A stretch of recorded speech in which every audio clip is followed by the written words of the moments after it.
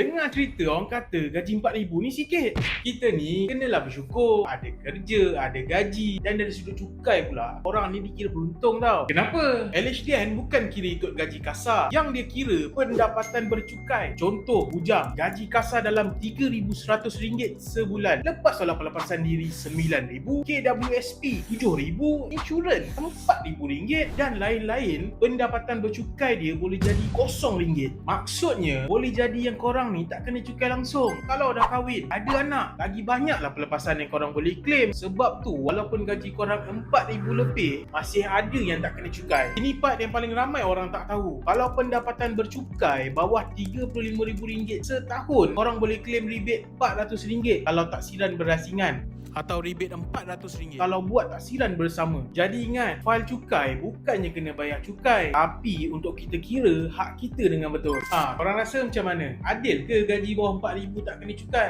Cuba komen sikit pendapat korang. Dan jangan lupa follow kami, Angelus Pakar Cukai. Ingat cukai, ingat Angelus.